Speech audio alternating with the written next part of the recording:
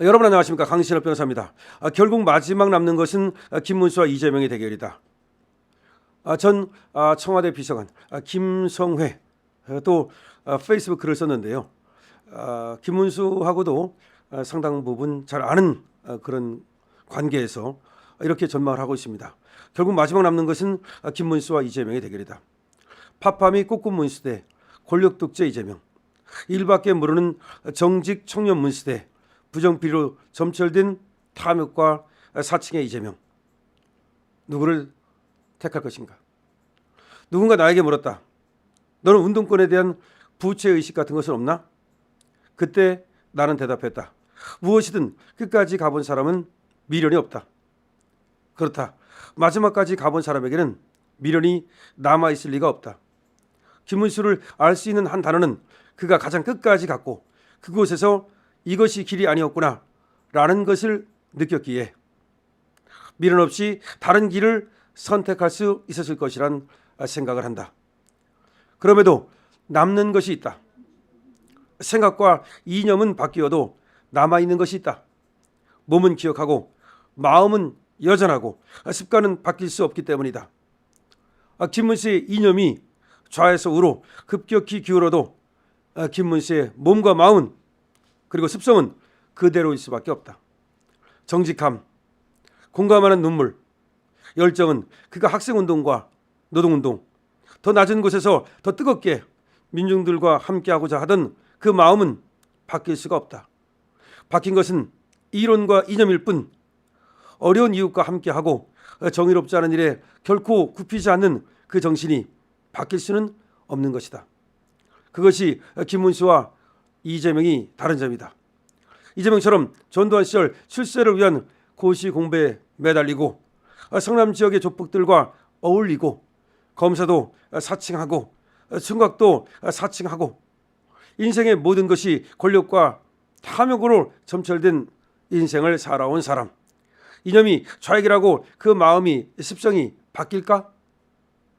김문수의 이념이 바뀌어도 더 낮은 곳에서 더 뜨겁게 그리고 청렴하게 살아온 마음과 습성이 바뀔 수 없듯이 이재명이 아무리 좌파 민주당의 길을 걷고 정의를 외쳐도 바뀔 수 없는 것이 탐욕과 거짓, 사칭, 부패로 살아온 마음이고 습성인 것이다. 그렇기에 이번 대선은 오로지 김문수라는 인생과 이재명이라는 인생의 대결이다. 다른 것은 볼 필요가 없다. 오직 김문수의 인생, 이재명의 인생 궤적만 놓고 판단하면 답이 나올 것이다. 그리고 당신들의 자녀에게 누구를 본받으라고 할지를 놓고 선택하면 된다. 파파미 문수냐 아니면 탐욕과 사칭의 대명사 이재명이냐, ቁ꾸 문수냐, 권력 독재자 이재명이냐, 이것만 놓고 판단하면 되는 것이다. 이렇게 글을 썼는데요. 예, 그렇습니다. 그야말로 김문수는 참 훌륭한 인생을 살아온 것이 맞죠. 마더 테레사라고 있죠. 거기에 빗대서 김문수를 파더 테레사라고 또 부릅니다. 이분이 가진 어떤 그 인성 그리고 또 약자를 위하는 마음 그런 거를 보면 참 대단하다는 생각을 하는데요. 또 김성애 전 비서관이 계속해서 글을 썼습니다. 파더 테레사, 인간 김문수와 인간 이재명만 놓고 봅시다. 마더 테레사가 있었죠. 평생을 방글라데시 빈민총에서 자원봉사를 한 공로로 1979년 노벨 평화상을 수상했던 천주교 수녀입니다. 지금까지 여러 노벨 평화상 수상자들이 있었지만 마더 테레사처럼 울림이 큰 수상자는 드물 겁니다. 김문수라는 정치인이 있습니다. 그 누구는 그가 가졌던 좌우의 이념을 가지고 변절자니 그분이 하는 소리를 합니다. 하지만 지금까지의 정치치고 김문수만큼 어려운 이웃의 진심이었던 정치인이 있었습니까? 마더 테레사를 가톨릭 수녀로 보기보다는 하나의 성녀, 성인으로 보듯 김문수를 좌우 이념, 민주당과 국민의힘 소속으로 보기보다는 김문수라는 인간 자체로 볼 필요가 있습니다. 그래야 인간 김문수와 인간 이재명이 보입니다. 그래야 진짜 대한민국 대통령에 어울리는 사람이 누구인가가 보입니다. 파파미 문수, ቁ꾸 문수, 파더 테레사 같은 김문수의 삶과 검사 사칭, 부패와 부정비리, 탐욕으로 점철된 이재명의 인생이 보입니다. 이번 대선이 인간 김문수와 인간 이재명의 대결이기 때문입니다. 결국 인간 김문수 대 인간 이재명으로 보면 된다. 그렇게 보면 누구를 선택해야 할지 답이 나온다는 거죠. 그야말로 김문수는 섬기고 낮은 대로 임하는 삶을 살아왔기 때문에 마더 테레사에 비유해서 파더 테레사라고 볼 수 있는 인물이다. 그리고 파파미 문수, 파도 미담만 나오는 문수, 그렇게 얘기가 되고 있고, 그래서 마하트마 간디에 비유해서 마하트마 문수라고까지 불리는 인물이다. 이런 인물이 우리나라의 대통령이 되지 않는다면 도대체 누가 대통령을 하겠는가?